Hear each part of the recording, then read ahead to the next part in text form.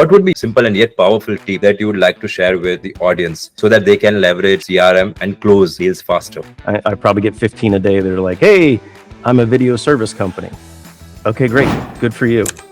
What can you give me right now? In your opinion, what is the smartest way to align both sales and marketing team to get the best out of the automation and deliver the output? In my experience, you kind of need a translator between these two groups. Marketing speaks marketing, sales, speaks sales, and there can often be miscommunications between them. A lot of the mistakes that I see across B2B companies is they look at sales communications as, hey, I'm Bob or Susie or whatever it is, and I'm your, regional manager for whatever. People don't care. So today we are excited to have Martin with us. He is a seasoned consultant in lifecycle marketing, CRM, and marketing automation. He has worked with multiple brands like Verizon, Bosch, and Lom, helped them build multi-channel strategies that engage customers at every stage of their journey. With his unique blend of marketing and technical expertise, Martin knows how to translate complex goals into tangible, scalable systems so that brands he works with are able to deliver right message, right time, and on right channel. So for all those who are watching this video, today we'll be having insights around how you can fix the biggest CRM and marketing automation mistakes that either slow down your sales, waste your marketing budget, right? You won't be able to get insights or output on your lead nurturing. So we'll cover all those areas, right, where the brands and business are struggling with messy data, low conversion, getting sales and marketing on the same page, just to make sure that you get the best out of your CRM and marketing automation. So welcome, Martin. Yeah, that sounds great. Thank you for the intro, and always a pleasure working with the Mavlers team. So thank you. Thanks for the mention, Martin. So let's start with the first area, right, which we also feel is a burning or a concern, right? People or businesses normally try to go ahead and let's say subscribe a CRM or marketing automation platform, right, to increase their revenue, to grow their revenue, right? But normally they are not able to see the ROI, right, or what they were expecting when they started using that platform. Either the sales team is not fully using their CRM platform, right, or the marketing automation is not set up with a clear objective or strategy, which gives them the better return. So what would be your advice, or what are the 2 or 3 mistakes, right, which companies normally make, right, when they are trying to scale these tools, and what would be the ways to fix them? And if you can share some insights there. No, that's a very fair question, and one that comes up every single day. I do like to focus on what's the problem points as first. So I'll try to avoid like best practices because you can get those anywhere. I think consistency, as I looked at this question, to me it's consistency to existing customers, and not having a rotation of messaging that you're focused on, that you've got some plans around. For the most part, most companies are just looking for new. How do we get the newest person? How do we get somebody kind of engaged and starting to deal with our product? The new customers are going to be valuable, but if you're a product that has a chance to resell, that's your biggest opportunity with your existing customers. And I think too much focus is put on new customers. The other thing that I'll say is not reading the comments. So you mentioned the sales team and the marketing team. So that relationship between marketing and sales, and marketing and customer service. In many cases, marketing teams are kind of not reading the comments. I'm doing a project right now where I'm reading through 30,000 opt-out comments from SMS where somebody has said stop, but they don't just say stop. They say stop, you're really annoying me, or stop, this location is terrible, or stop, this product feature is terrible, I'm out. That kind of thing. I think for the marketing team, reading the comments allows you to have a conversation. Hearing those comments, the negatives, you're going to get some positives as well. Like, I don't want to paint a completely terrible picture here, but those comments are gold for your programs. Those are the ones, and passing them off to customer service, they might pay attention to them, but they're going to, put them in the appropriate bucket for them. But for marketers, like those comments, those replies, so critical for learning how your customers feel. You're going to get some positives. Don't ignore the positives. Don't ignore but those negative ones are really going to fuel you to understand, okay, long term, we've got to modify our messaging.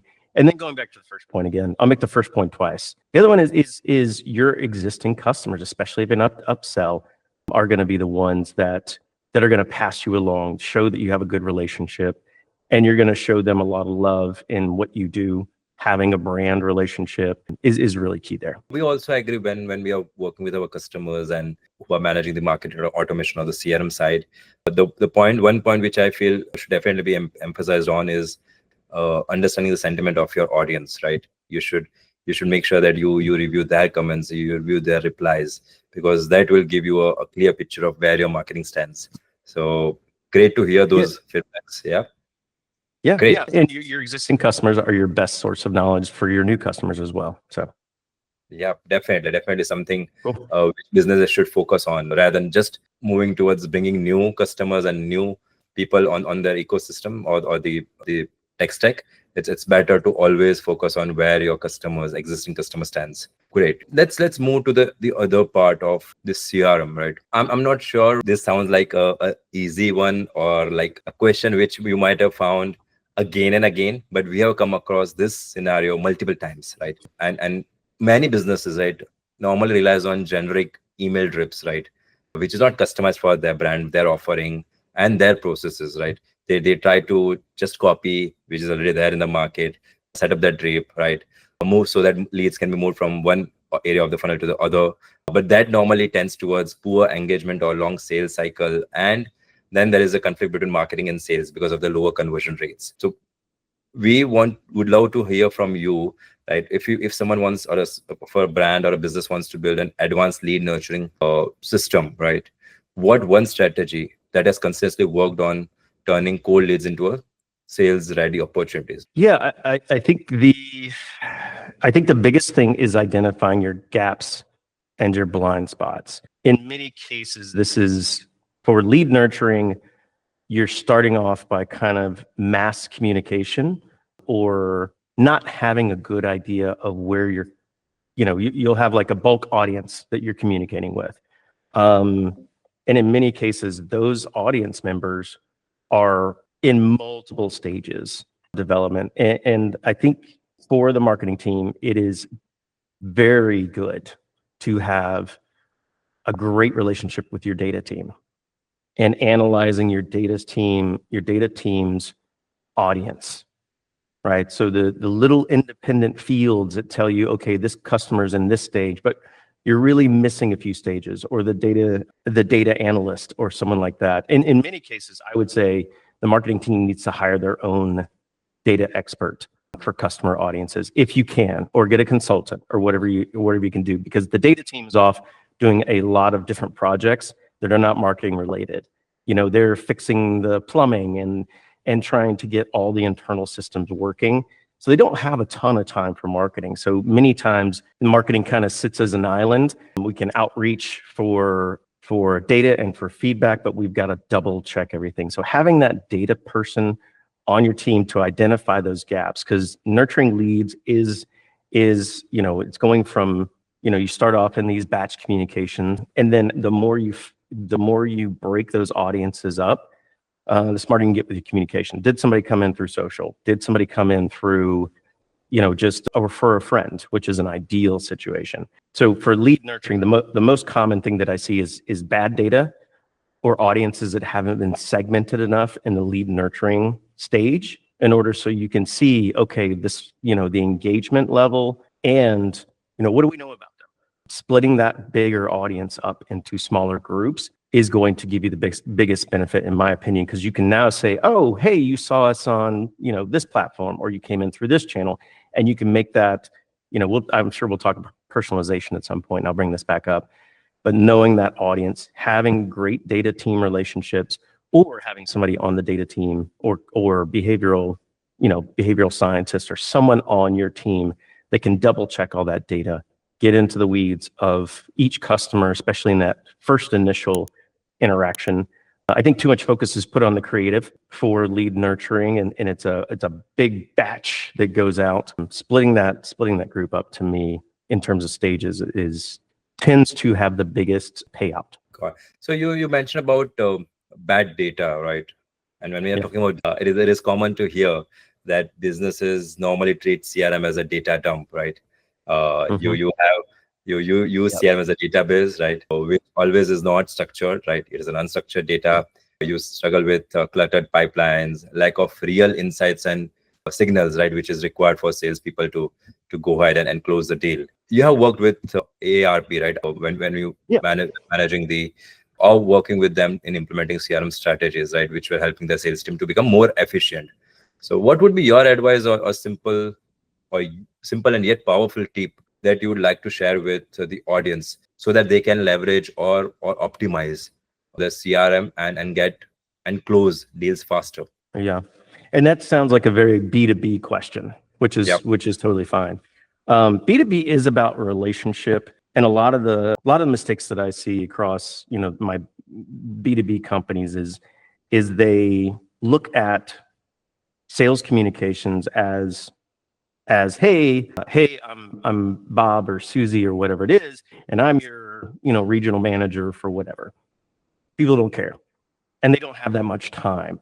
Most of your communication, CRM is still a heavy email communication platform, and people want value right up front. What can you do for me? This is for email, it's a 2 to 3 second platform, especially for sales. You might have 2 to 3 seconds with them.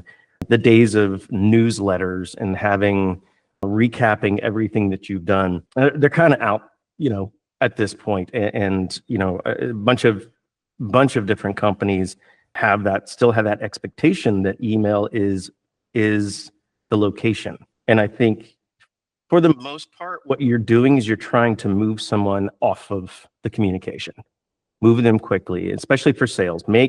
Give them something valuable that they can use right now. You're, having a role in the company and being responsible for a company. From a sales perspective, especially B2B, I'll pass right over those emails and those communications instantly. So respecting their time and giving them value, to me, are the key points here. Keep it simple, get to the point quickly, and show something that they need right now. So you said right message, right time, especially for lead nurturing for B2B.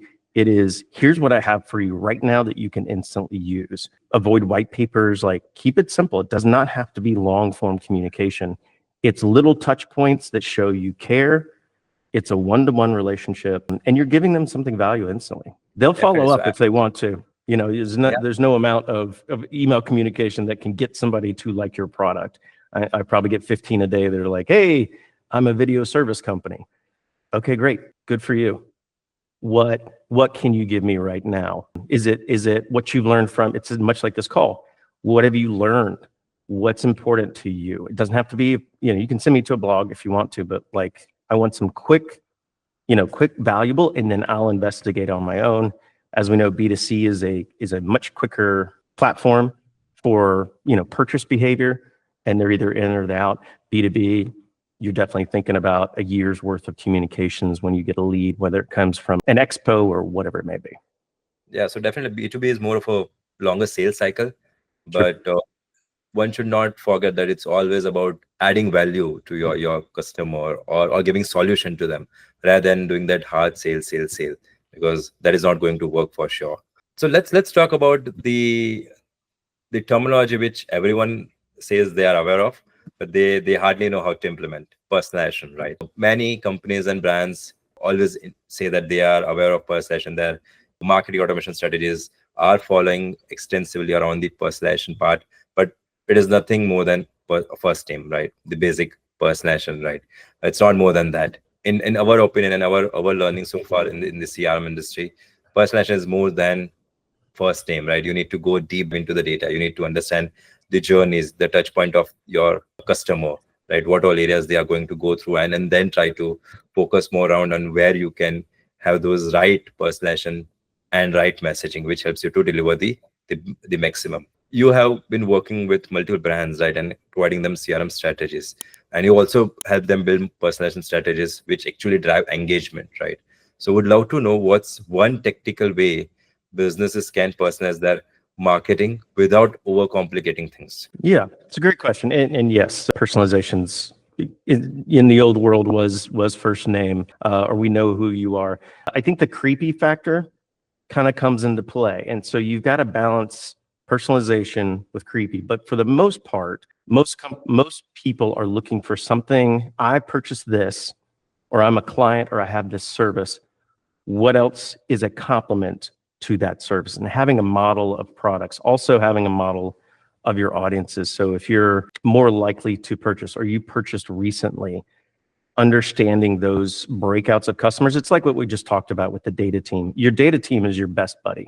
And I encourage every marketing team to have a data person on their team that reports to them. There's too often there's a break between that marketing team and that data person, or the data team. So you're waiting for feedback, et cetera, waiting for those pieces. So yeah, the personalization, suggesting the next product, you purchase this, you have this service, we hope you like it. Here's one more thing that here's going to solve the next problem that you have. We can see into the future. That's why we built our product range. Here's what you need next. Same thing with retail customers. Don't overwhelm them. You bought a sweater, great. You bought with Verizon, you bought a small business plan for your construction team. Here's the next thing. Not here's 15 things, but here's the next thing that would be best for you. And that, I think, tells the story of personalization. You know me, you're thinking about me, and you're giving me my next best solution. The automation side of that can get complex, especially when we talk about CRM systems. And so having a good model for ensuring that the right people go into the right channels. As we all know, I know I'm preaching to a choir here. If anybody's watching this, it's understood that you've got to have that breakout, but having a consistent visualized process. And that's going to give you the chance to find the gaps in between those. Oh, we're not talking to this group at this time. So understanding, like visualizing your audiences, what messages they're getting, and also for the fact of making sure that you don't have any overlap there. But personalization for me is great. My first name. What's the most valuable thing based on what I've done with your company and what I should do next? Got it. So personalization also helps in terms of making sure that you stand out against the subscribers, right? So towards your subscriber, you want to stand out against the competitors who are sending the emails to, right? If you just know them by name and you don't know anything apart from that, then you're not standing out, right? You want to make sure that you stand out and add some value with your communications, be it email or any other channel, which helps them to feel that, okay, this brand do care about the audience which is connected with them. So it's a good way to pitch that, but many brands don't actually go beyond that first part. But yeah, great insights on that part, Martin. The next point is more connected towards the channels, right? Initially, marketing automation was around only email, right? But now things are moving and changing, right? There are multiple channels, right? You can utilize those channels. You can modify your strategy to club multiple channels along with email. So would love to understand on your experience on multi-channel strategy, right? Many brands are having that options of utilizing channels and having customers across multiple platforms, right? And they can customize their messaging to make or add value at each and every touch point. Would love to know what's one example of a multi-channel approach that might have worked exceptionally well, and why it worked well, and what can our audience learn from it? I see this a lot with companies. Is email is the most important to them. They branch into SMS after that. Sometimes they're SMS and they branch into email. Of course, you got in-app and you've got push notifications. The model to me is one where, especially if someone's downloaded the app, you are respecting their time. I'll give you a bad example that I never worked on, but I think would be Duolingo. They spend a lot of time sending communications that almost make you feel bad. Hey, you didn't complete your day's session. And I understand the intent for it. But that intent, although, can push somebody to say, oh, geez, it's kind of like a fear of missing out, or, a terrible, I'm going to miss one day of my German lessons. At that point, you're pushing them away and you're not focusing on the immediate benefit and the relationship between you and your brand. So the question originally about what channels and how do you respect all those channels? I'll give you another bad example. I'll just give you tons of bad examples and then we'll go into good ones. Another bad example can be a focus on email preference centers. or expecting your customers to spend time thinking about, oh, I want newsletters, but I don't want this. I want sales updates, but I don't want notifications. They're really not going to do that. They don't have that much time. So understanding each channel's unsubscribes and being able to look across multiple groups and see the groups that have email and SMS and in-app notifications and push notifications, all of them on, and respecting that audience is your prized audience, and being careful with their time. Same thing if they're email only, et cetera. Emails can get very ignored, and that keeps it kind of safe because you get the chance to speak with them more often. SMS, push, in-app. If you're sending those direct response communications on a daily basis, chances are, especially to that audience that is keyed into all of them, you're going to start turning them away. So being able to break out your audiences by they're subscribed to everything, that's your prized group. It might be a person that just came in and they're the first ones to opt out if we're not careful with that audience. And breaking out those communications are going to really help. That way you don't have, for somebody who initially subscribes and has everything, they saw your marketing message and they downloaded the app and they didn't realize that they just opted into everything. So the breakout of everybody who's opted in, loyalty, long-term, and then those first new customers, respecting their time and being careful not to hit them with too many things all at the beginning if they're not immediately valuable for what they need to do. Got it. So yeah, it's always about utilizing the channels in the right way, right? And not overdo things, because you also want to make sure that you respect the privacy of your audience. Because if you go and bombard at each and every channel, right, they're always going to get frustrated and leave your marketing system. The connected point with personalization, which always come to our mind, is segmentation, right?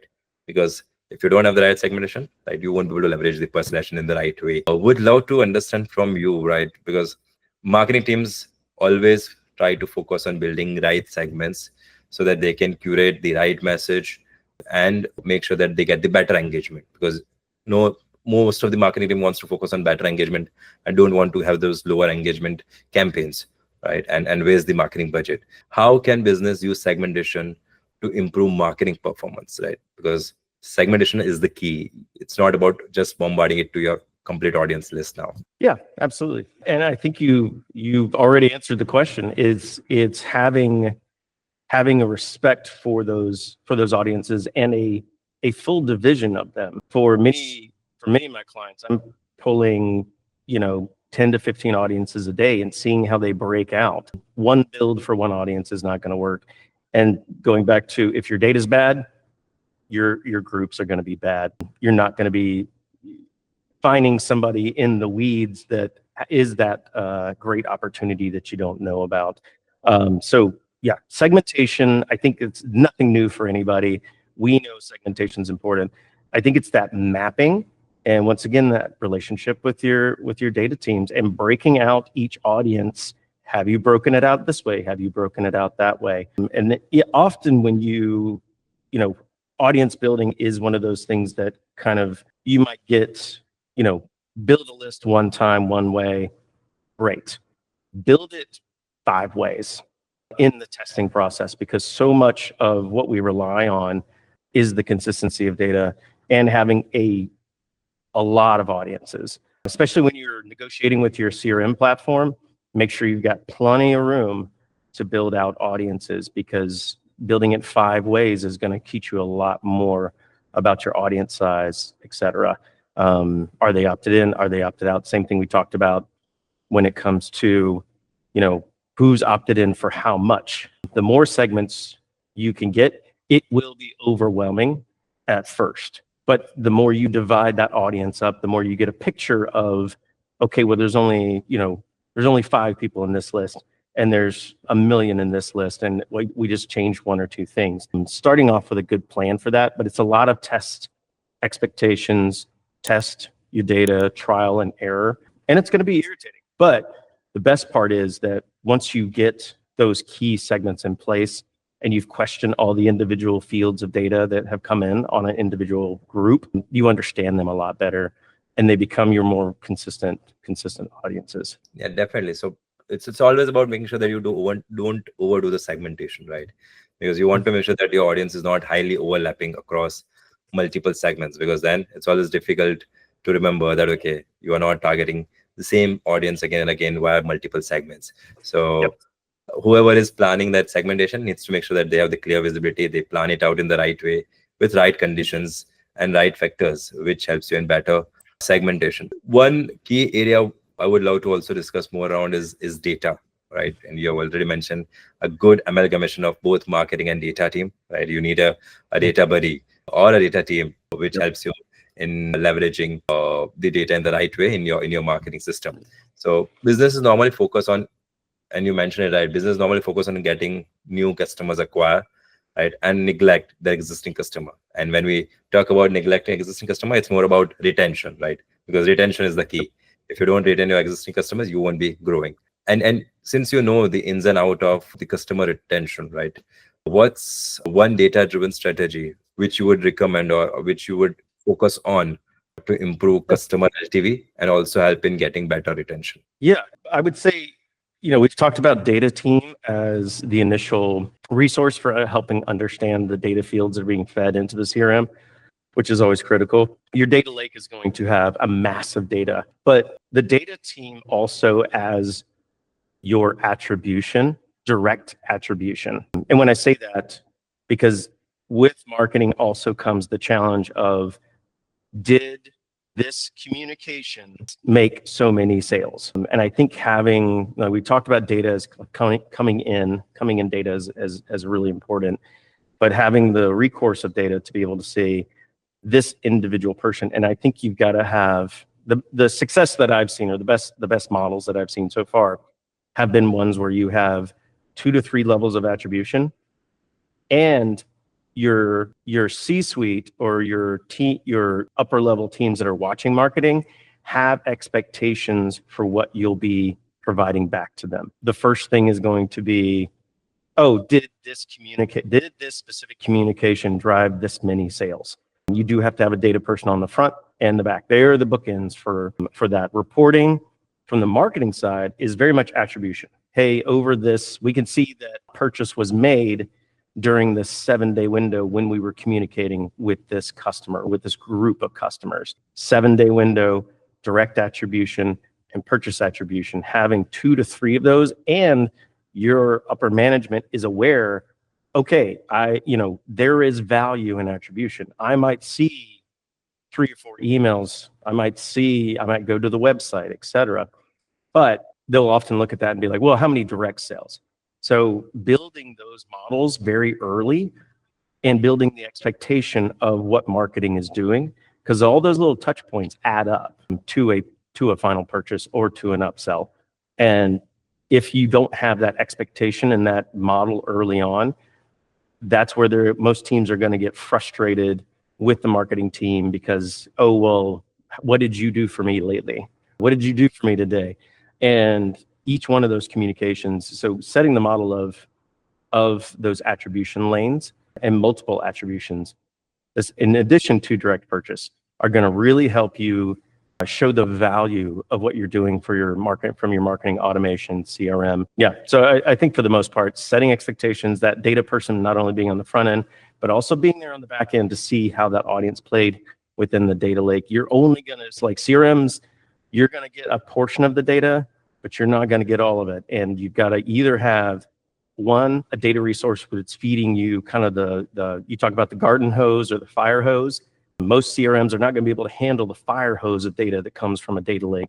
So picking out those key pieces, but also a lot of that reporting is going to have to come from your internal data lake because it's just modeling so much. We didn't really get into website and webhooks, but that's another great one. Keeping very tight with your web teams. Once again, marketing, we're here to get you from point A to point B, or I should say CRM systems, social systems. We're here to get you from point A to B, and we're not the destination. And understanding that as a group can often help everyone understand the attribute, like what's the value that's coming from each one of these little pieces, or what's lacking value. Definitely. So that sync between data, marketing, and web team would definitely be helping in crafting a better strategy and get a better lifetime value from your customers, right? Because as you mentioned, when you're getting tons of data from a data lake, it's always difficult to prioritize on what to focus and what to not. So it's always about picking and choosing the right one, which is going to get you better insights and output. Going further, if we talk about the current buzzword, the AI, right? Oh, Uh, yes. Yeah. yeah, no discussion would be done without AI, right? Because AI is the current buzzword, and things are moving Yep. towards automation, automated, right? More not from marketing automation, but more towards process automation with the help of AI. Now, with being AI getting adapted, predictive analytics coming into the platforms, right? New marketing automation tools talking about that they drive things via AI, leverage AI to adapt and learn things based on historical data, right? It's always hard to identify which trend to pick or which platform to pick. Many businesses normally go towards AI word and try Yep. to go towards that platform, but then they invest in wrong tech and miss out on real opportunities. So as per your understanding and with the AI getting this buzz, what's the biggest marketing automation trend companies should pay attention to, and how to make sure that you go ahead with this flow of AI and also be Yep. aware of to not overuse it? Yes. Yeah. Great point. Yes. AI is everywhere. I am not the most skilled person across all these systems because they're just coming out so fast. The one thing I will say is be careful on how much you're buying early on, especially if you're, even if you're seasoned in it, be careful with how much of a relationship you're building with whatever AI product. In many cases, you can hear a lot of promises from a lot of AI companies right now. The AI that I'm seeing inside of CRMs is generally just helpful. It is kind of, hey, I can make this more friendly, and it's a language model. The challenges that I see are AI companies, CRM systems that are incorporating AI systems and overselling them. I would not trust the salesperson. Love them to death. I have great relationships with a lot of different sales teams, but you've got to have a fair amount of skepticism, especially those people in the position of purchasing technology for your marketing team or your data team, whatever it may be. AI is great right now as a resource for creating an initial model. We all know that.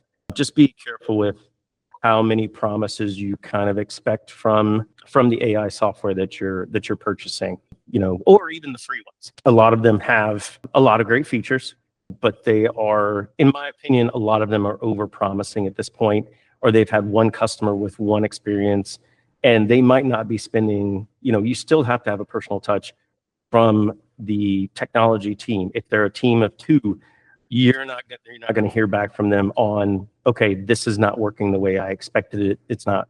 We don't have resources in that. So just be careful with the promises currently being made is about the best I would say. And a lot of it's a test, and so just don't sign any long contracts initially. If you can, get a month contract. Get 6 months. I think 6 months is about the time period where you can purchase an AI product or start to use an AI system inside and get some learnings from that, because it takes time for your customers to interact and respond. So I just say don't purchase too much too fast, and keep yourself in a safe place from that standpoint. I think most of them are in a good place, but I think the promises are the thing that you just got to be careful with now. Got it. So your point is more towards don't get sold to over promising features, right? Because you never know whether those are actually giving those outputs or not, and more Yeah. about having an eye that, okay, let's wait and watch how the AI is getting that impact on the marketing automation side, because it's too early. Yep. Not many people have tried and tested it, so it's like Yep. wait and watch, and then make sure that you take your steps carefully. Yeah, Yeah. and give your team time. Give them time on their calendar to dig in, because a lot of the times the person purchasing the product is not the person using it, and that's not going to be any new revelation, but it is one that's worth restating. Give your people time to play with it, and if you're expecting a turnkey situation because you were promised it by the sales rep or by the website that you purchased it on, there's going to be, just the other day, like, user interfaces break all the time, especially with young with younger software companies. And your larger companies like Salesforce, HubSpot, whatever you want to, Customer IO, whatever you may want to use, a lot of those systems are still take time for, the email manager or the junior email person to figure out how to make them work right for you. So give it a little bit of time, but also don't expect the over promises that you'll see. Got it. So yeah, it's more about giving the time to the team also to adapt and leverage the platform in the right way. This brings me to one of the most important question, which I feel I would be also getting learning from your end on this particular part. So the current question I would like to go ahead with and would love to learn from you, because this is the most important part which many of the businesses would look forward to hear from you, is if a company who has a CRM and automation setup, right, which is already there, normally the companies don't focus on reviewing those accounts on a quarterly or half yearly or yearly basis and optimize it. Instead, they let the inefficiencies pile up, right? And what according to you should be those critical areas, or one area, right, that a business should fix just as a part of their CRM and marketing automation strategy today to get better output or deliver better from a marketing strategy point of view?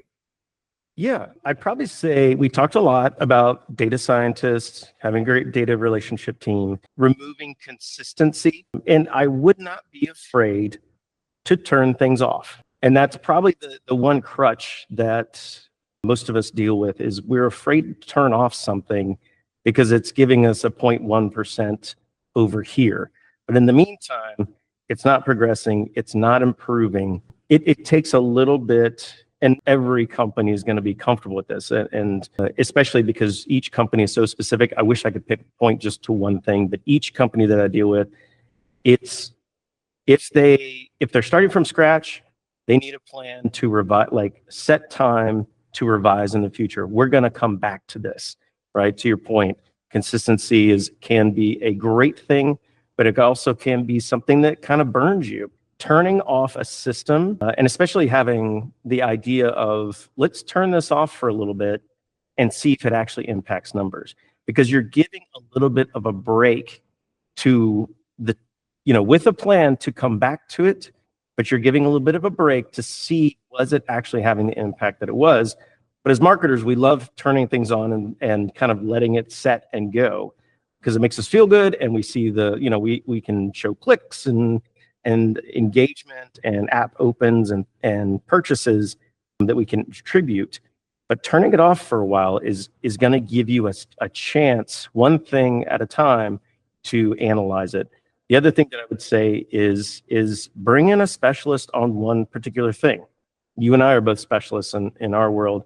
And it doesn't have to be a long period of time. I wouldn't say anything less than 6 months for somebody that you bring in. But giving a chance for your customers to breathe, I think, helps a lot. If I see the same communication over and over and over again, there's fatigue in that. And I think, the initial thought is, oh, well, let's revise it.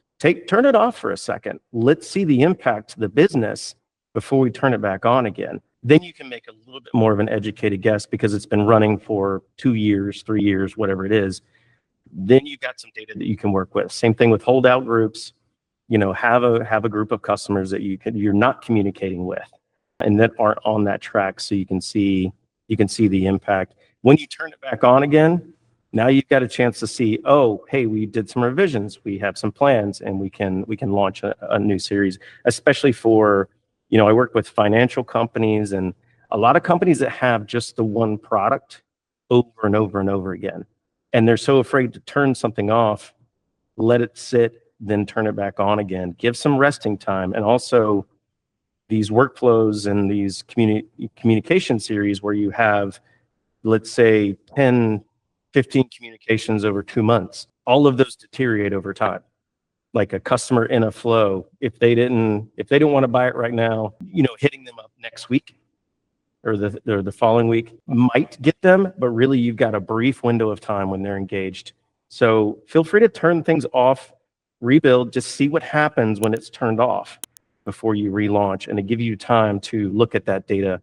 I think that really shows the value of what marketing and CRM systems do and the team members that work so hard to put them together. Got it. Yeah. So as a marketer, I definitely I'm able to connect that as a we normally are intended, that's in our DNA, to turn on things, because let's start Yep. this workflow, let's keep this workflow on. Yep. We are having these dependencies, right? But then we don't focus on turning it on, turning it off, right? And think on how we can do it in a better way. Let's pause it for a while, understand the data, let's review it, and then go ahead and revise it or rephrase it from a new angle, right, or new point of view.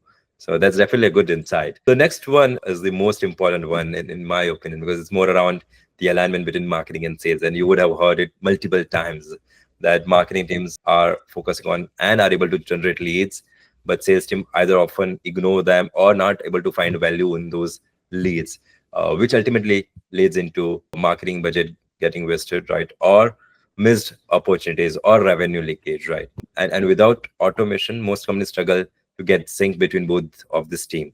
So in your opinion, what is the smartest way to align both sales and marketing team to get the best out of the automation and deliver the output? Yeah. Yeah. Great question. In my experience, so we talked about having a data person on the marketing team. I've seen that being so successful because data teams are working in the data lake and marketing team doesn't know what doesn't know everything that's happening on the data side. Having a data person on the marketing team gives you a lot of strength and a lot of information. I think the same thing for sales and marketing. Having a marketing person on the sales team, a specific role, you're not turning them into a salesperson. Their one role on the sales team is to keep up with what's happening in marketing, to be a part of those conversations and translate that so that the sales team understands. You kind of need a translator between these two groups. Marketing speaks marketing, sales speaks sales, and there can often be miscommunications between them, or sales is going off and doing their own thing without somebody that's in that role. It doesn't have to be like a completely senior marketing person, but somebody in a mid-level range gives you the advantage. They have the sales team can have somebody right there that can explain what's happening on the marketing side and also translate that to sales, the value that's being brought, and understanding, okay, marketing is doing this. The next best thing for us is to follow up with this type of message. It's not a message of, hey, I'm Chandler, I'm your rep for this group, because that automatically gets sent out. That marketing person on a sales team, often called a lead nurturing person, is going to give you that advantage on the sales team of understanding, oh, okay, now I understand the translation, or they'll help you understand the language of marketing and what they're trying to do. So you get better information across the board. So I think having cross specialists on each team is going to give you so much better information, and you can make some fixes and some translation between those groups. Okay, it's having always a cross specialist, the way you recommend it, having a marketer into a sales team and also a salesperson in the marketing side, right? Who can understand and make those connect with the marketing message and also with the sales message, what needs to be followed.